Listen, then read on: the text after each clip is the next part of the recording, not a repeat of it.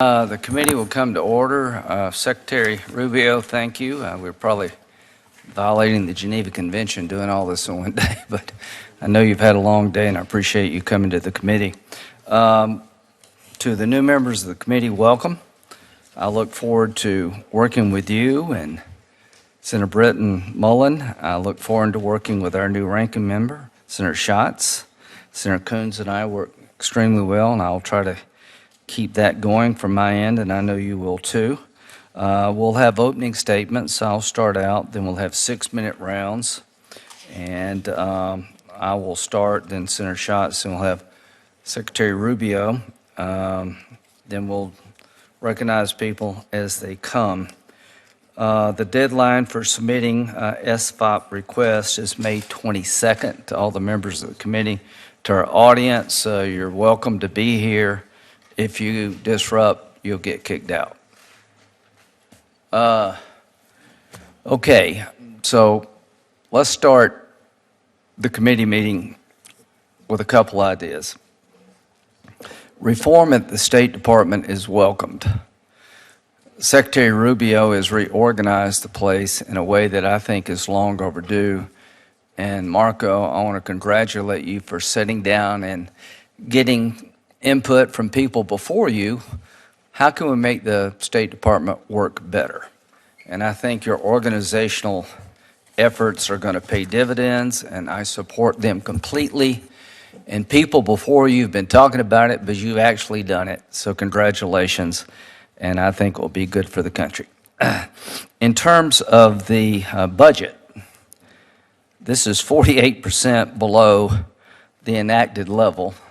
And presidential budgets are given some consideration, and this will get some consideration. Bottom line is, I believe that there is space to save money in this account, and I look forward to finding a way to do that. I think Secretary Rubio is the right guy at the right time. We've had all kind of problems with USAID. We're trying to preserve functions that make sense and eliminate functions that are not in the best interest of the American taxpayer. My view about this account is pretty well known. I would consider myself a fairly hawkish person, for lack of a better term, simply because I think the best way to stay safe is deal with problems before they get worse and put bad guys on notice. If you screw with America, you do so at your own peril, and have allies who trust us.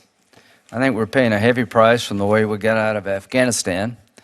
But this secretary, I spent the weekend with him in Turkey as he met with the foreign minister of Syria, as he met with the foreign ministers of all NATO nations.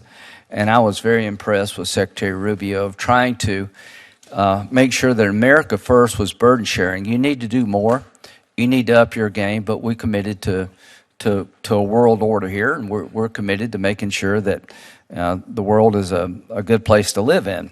Having said that, Syria, we have a chance here. Secretary Rubio allowed me to be in the meetings, and I met the foreign minister of Syria. This is a very tenuous government, for lack of a better word. The people in charge of Syria took over by force of arms, but I've been quite frankly impressed with their willingness to engage with us, Saudi Arabia, and their commitment to rejecting Iran and moving the country in a new direction. Secretary Rubio this morning said that it could be a matter of weeks or months to this whole place collapse in Syria, and I agree with him. Syria is designated a state sponsor of terrorism under U.S. law since 1979.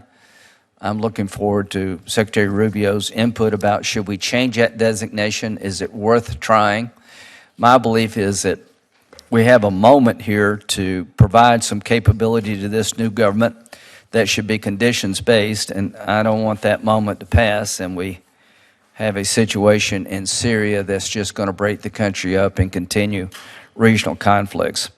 Iran negotiations, Secretary Rubio has said something I completely endorse. No enrichment, 1, 2, 3 agreements would be available to the Iranians if they decided to dismantle the enrichment program. As Secretary Rubio indicated, I do not mind the Iranian regime having nuclear power. I mind them having the capability to make a bomb. So right now they have about 600 pounds of highly enriched uranium at 60%. In about a month they could go to 90%. They have one reactor, nuclear reactor, and the fuel for that reactor is provided by the Russians, and I'm okay with that. Of this 600 pounds of highly enriched uranium, not 1 gram has been used to run their peaceful nuclear power plant.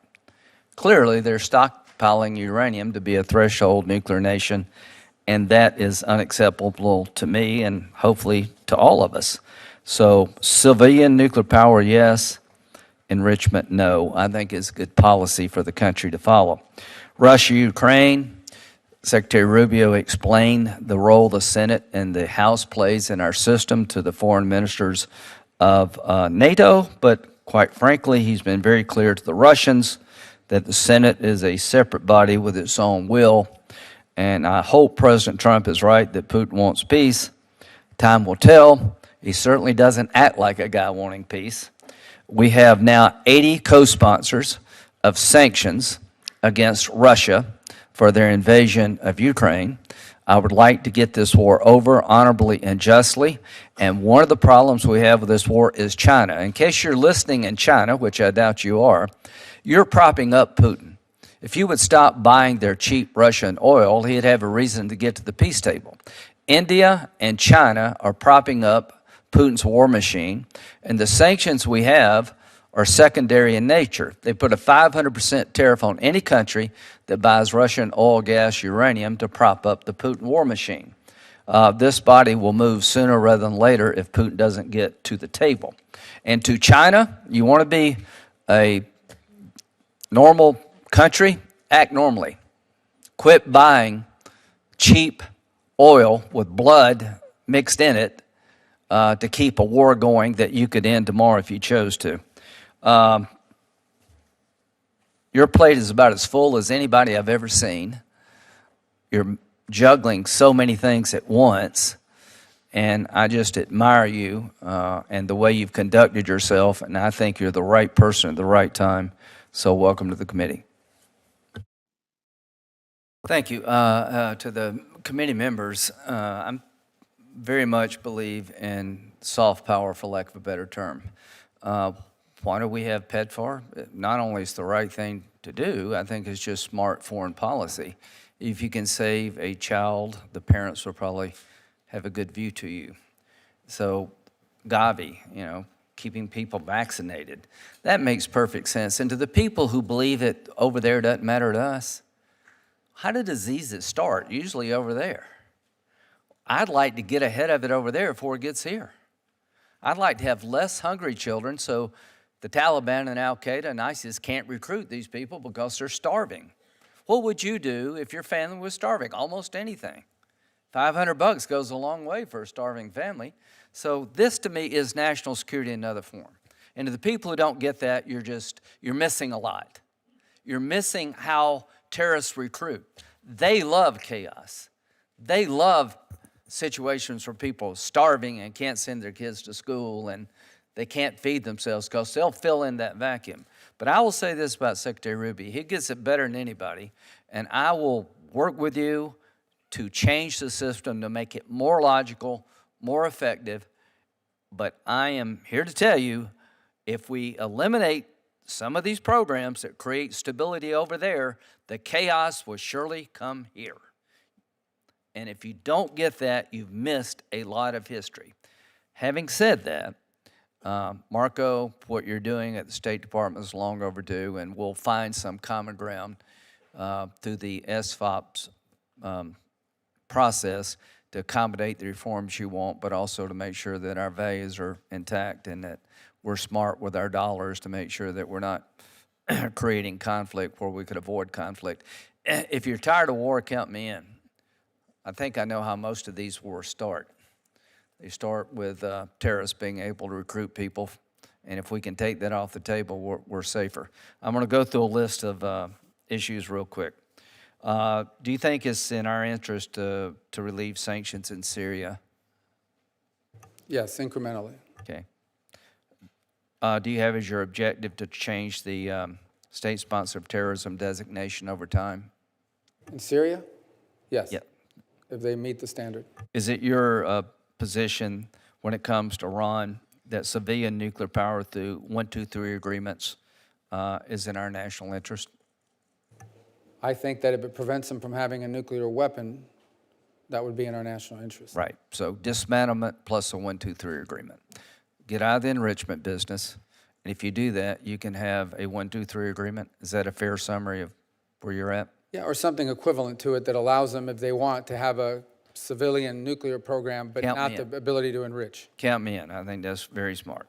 You keep saying, and I was with you all weekend, you were great talking about, you want to end this war honorably and justly. And do you agree that the way we end the war in Ukraine with Russia could affect how China views what they do in Taiwan?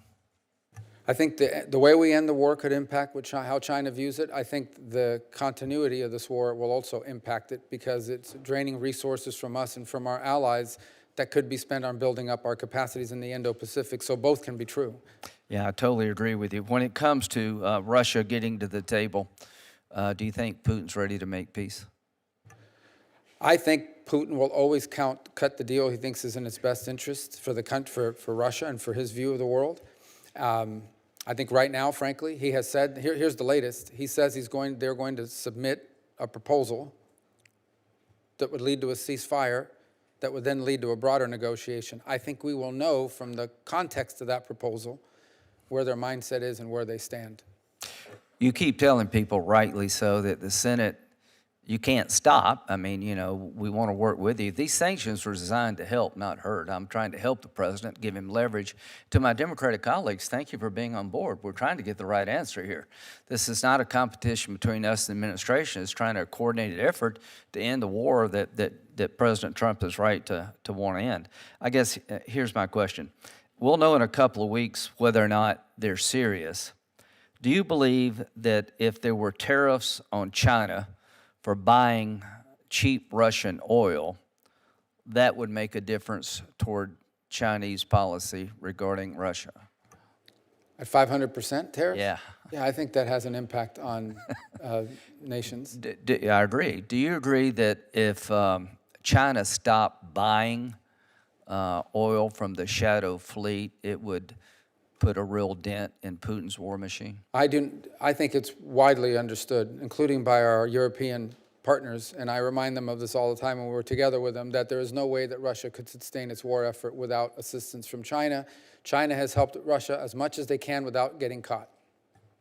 Do you think Europe is serious about doing their part when it comes to sanctions on Russia and trying to find a solution to end this war?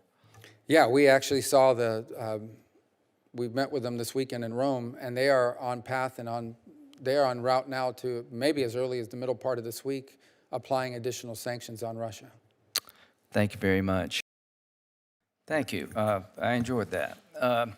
So to my friends on the other side, I've been very supportive of this account. But USAID is collapsed, and if you're looking for somebody to blame, look in the mirror. Look at Samantha Powers. I've taken political fire, like most of us have, on our side for trying to be involved in the world. But here's what AID did that's led to what he's doing. $70,000 grant for DEI musical production in Ireland. $69,000 for dance classes in Wuhan, China. $47,000 grant for transgender opera in Colombia. You screwed it up. You took the goodwill of people over here and you pissed it away because you turned over the keys to the kingdom to a bunch of crazy liberals. I can go on. $2.5 million for electric vehicles in Vietnam. $2 million for Moroccan pottery classes and promotion. $2 million for sex changes and LGBT activism in Guatemala. No more from you. None. The reason this thing is dead and never come back is because what you did, the Democratic Party did. Senator Britt's on her way. If you can just hang in there a few more minutes. It's been a long day. You've done a terrific job, in my view. Let me just, what you said the last 5 or 6 minutes has been really, I think, put a fine point on what we're trying to do here. Count me in for ending the war peacefully, honorably, and justly.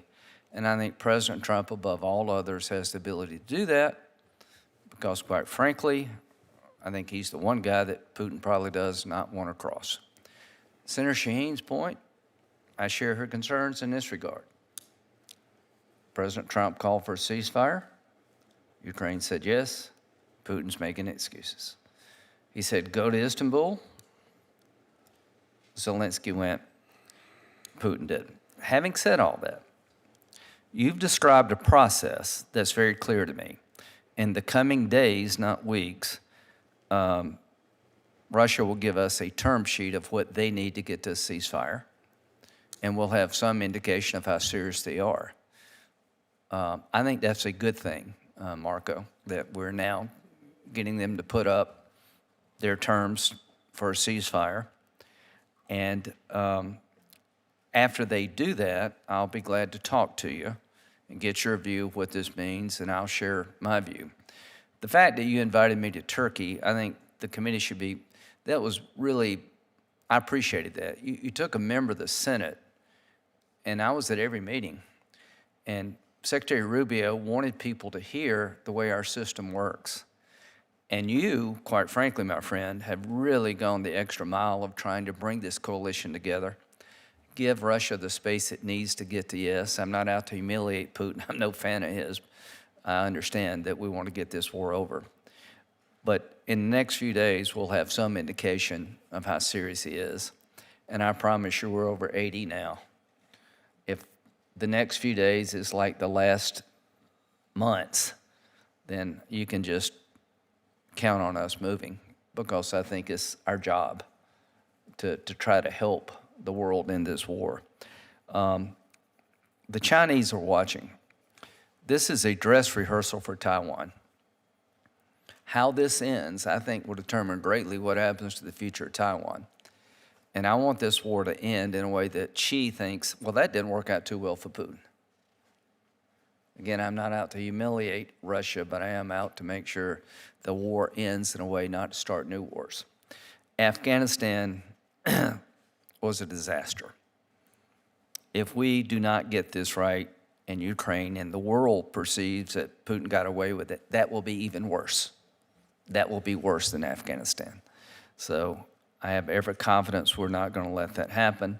I have every confidence in Secretary Rubio. I have seen him in action, and I tell you, the way he interacted with his colleagues in NATO was just masterful, and I appreciate being part of that trip. And what you're doing in Syria, we don't talk enough about it, could be a game changer. Because you're right, if we don't do something, in a matter of weeks or months, the place will become ungoverned, and we'll have another Al-Qaeda, ISIS recruiting camp in the Mideast. So count me in for wanting to help you on sanctions. Do we know where Senator Britt's at? All right. She had her chance. She's great. She's working hard. You've been here all day. Thank you so much. The hearing's adjourned.